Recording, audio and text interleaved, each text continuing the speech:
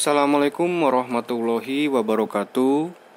Pada materi pertama, pengantar perkuliahan Bahasa Indonesia ini akan diulas beberapa hal yang tentunya harus diperhatikan bagi mahasiswa yang mengontrak mata kuliah Bahasa Indonesia. Sebelumnya perkenalkan, nama Bapak Rizky Hidayatullah Nur Hikmat, mengampu mata kuliah Bahasa Indonesia.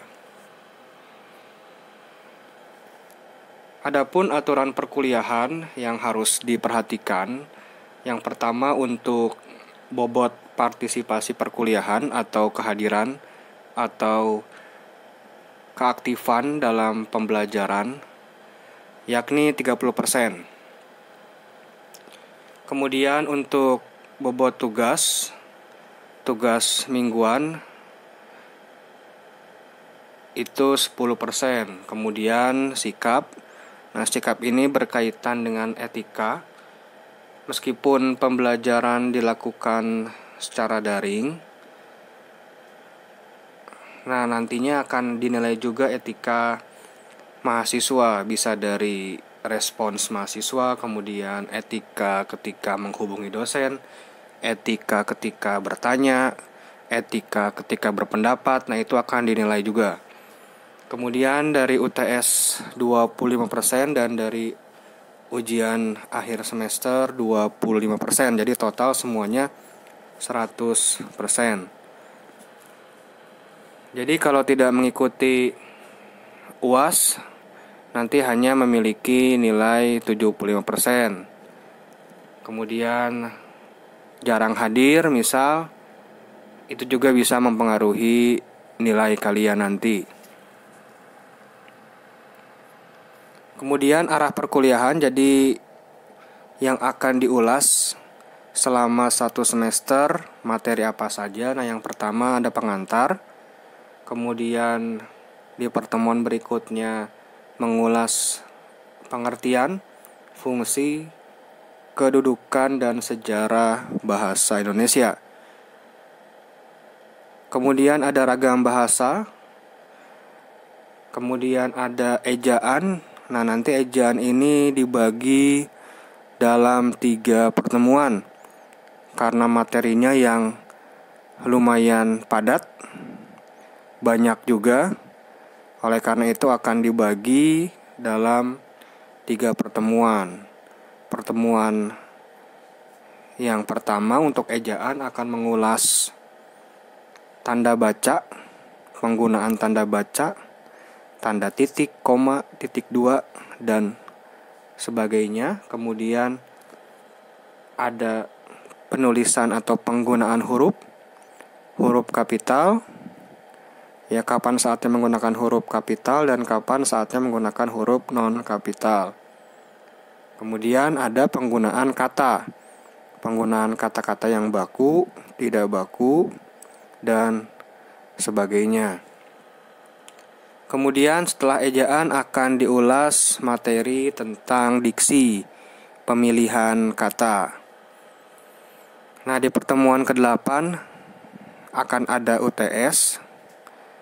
Dan UTS yang ini tentunya akan diambil dari materi-materi sebelumnya. Bisa jadi materinya tentang ejaan semua atau dicampur dengan ragam bahasa misal.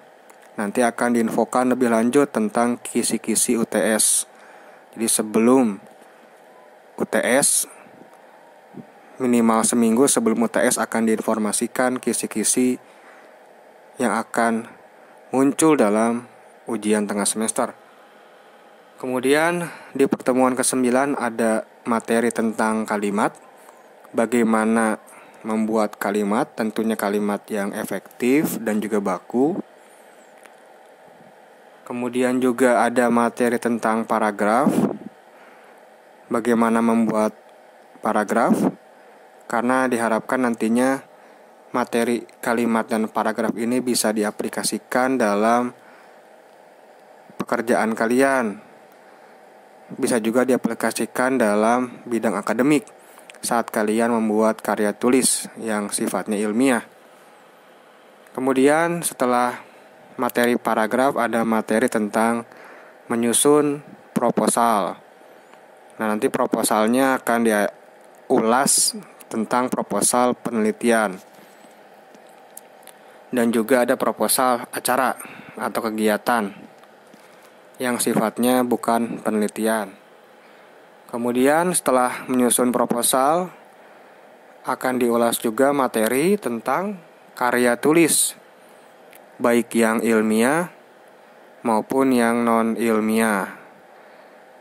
Karena diharapkan kalian nanti tidak pusing ketika disuruh membuat makalah, disuruh membuat artikel, bahkan disuruh membuat skripsi. Kemudian setelah materi karya ilmiah, akan diberikan juga materi tentang surat menyurat atau korespondensi. Bagaimana cara membuat surat yang baik dan benar, penggunaan bahasanya, struktur yang tepatnya, jenis-jenis surat, akan diajarkan pada pertemuan ke-13.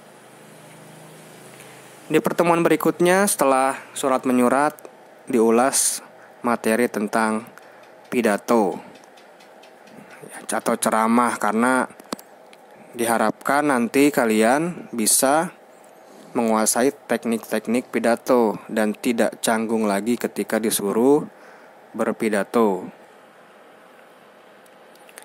Dan sebelum UAS nanti akan ada penugasan, jadi mengaplikasikan materi-materi yang sudah diberikan, kemudian dipresentasikan secara daring, bisa nanti lihat situasinya terlebih dahulu. Jadi materi-materi yang sudah dipelajari nanti akan diaplikasikan, misal disuruh membuat karya ilmiah sederhana, kemudian direkam, kemudian dikumpulkan. Atau akan ada pertemuan secara online untuk presentasi mengenai tugas yang diberikan. Jadi lihat situasi nanti ke depan seperti apa. Kemudian di pertemuan ke-16 yang terakhir ada ujian akhir semester. Nah, ini biasanya materinya diambil dari pertemuan 9 sampai 14. Karena untuk pertemuan 1 sampai 7 sudah digunakan pada ujian tengah semester. Itu dia materi-materi yang akan didapat di semester ini pada perkuliahan bahasa Indonesia. Kemudian yang perlu diketahui, mengapa perlu mendalami bahasa Indonesia, mengapa ada mata kuliah bahasa Indonesia, padahal bukan jurusan bahasa Indonesia. Nah, jadi perlu diketahui bersama bahwa mata kuliah bahasa Indonesia ini merupakan mata kuliah umum, ya MKU. Nah, mengapa perlu diajarkan, perlu dipahami, perlu dikuasai, perlu didalami? Karena yang pertama, sudah jelas bahasa Indonesia itu merupakan bahasa nasional, bahasa negara. Jadi selama kalian kuliah di Indonesia, tentunya wajib mendalami bahasa Indonesia. Kemudian untuk kepentingan komunikasi tentunya, karena dalam kehidupan sehari-hari mayoritas karena kita tinggal di Indonesia, komunikasi kita pun tentunya menggunakan bahasa Indonesia. Jadi diharapkan ketika berkomunikasi mampu mengaplikasikan bagaimana cara berbahasa Indonesia yang baik dan benar. Selanjutnya tentunya untuk kepentingan akademik. Misal untuk membuat makalah, untuk membuat artikel, tugas-tugas kuliah, presentasi di kelas, membuat tugas akhir nanti. Nah, tentunya penting mendalami bahasa Indonesia untuk kepentingan akademik atau pendidikan kalian. Dan yang berikutnya tentunya bisa juga menunjang karir kalian. Karena ketika kalian menguasai bahasa, misal bahasa Indonesia kalian kuasai, kalian cakap dalam berbahasa, mahir dalam berbahasa, tentunya bisa menunjang karir kalian. Ketika kalian misal disuruh menggantikan atasan kalian untuk memimpin presentasi, nah kalian sudah mahir berbahasa, terlihat bagus, cakap dalam berbahasa, nah tentunya kalian bisa dipertimbangkan untuk naik pangkat misal, atau jadi tangan kanan atasan, ya. Jadi betapa pentingnya penguasaan bahasa.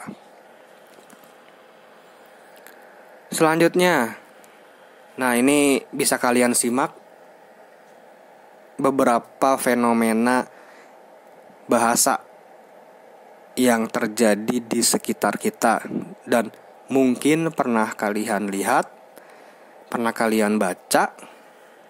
Nah, silahkan disimak terlebih dahulu. Ada beberapa fenomena kebahasaan, ada beberapa foto ya, yang berisikan tulisan, bisa imbauan, pengumuman, ajakan, iklan.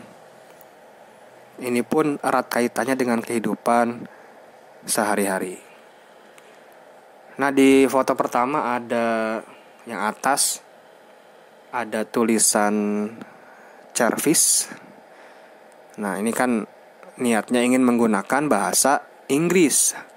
Apakah sudah tepat penulisan service pakai C atau pakai S? Mengapa tidak menggunakan bahasa Indonesia atau menggunakan bahasa Inggris secara tepat?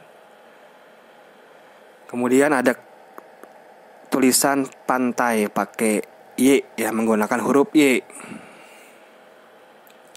Apakah ada tujuan tertentu misal? Kemudian ada imbauan juga,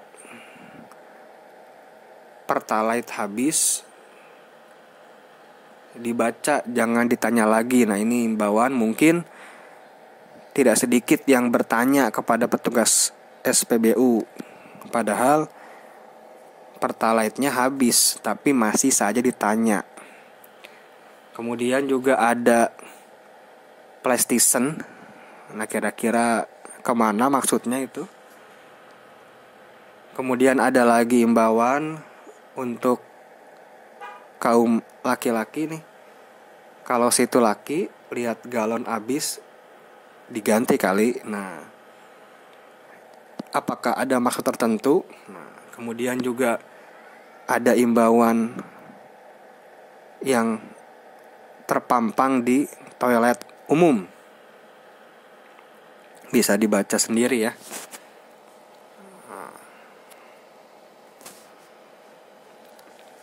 Nah, ini untuk menghindari toilet yang mampet, karena mungkin petugas toiletnya sudah bosan ya, sudah bosan melihat toilet yang mampet.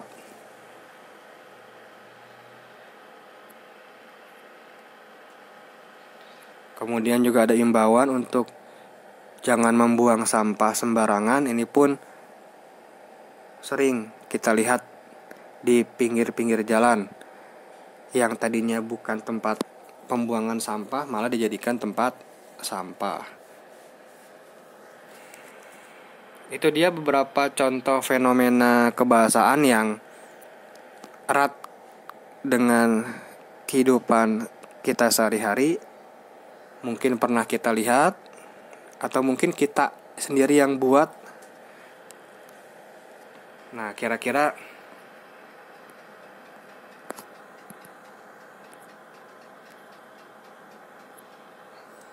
bagaimana pendapat Anda tentang fenomena penggunaan bahasa Indonesia saat ini?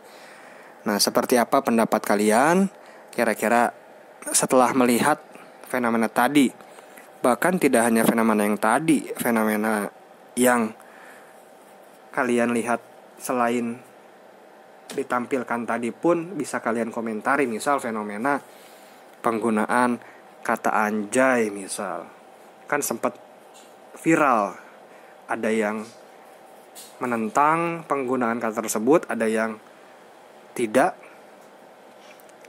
hingga ada yang sampai melaporkan ke Komnas Perlindungan Anak. Nah, kira-kira fenomena tersebut seperti apa di mata kalian? Apakah hal yang wajar terjadi? Nah, berikan alasannya mengapa wajar, atau kalian merasa resah terhadap fenomena yang terjadi saat ini, terutama yang berkaitan dengan kebahasaan ya, penggunaan bahasa.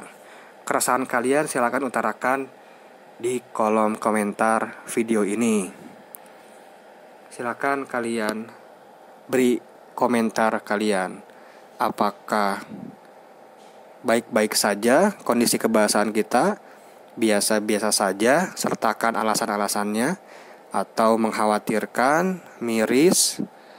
Silakan kalian ketik komentar.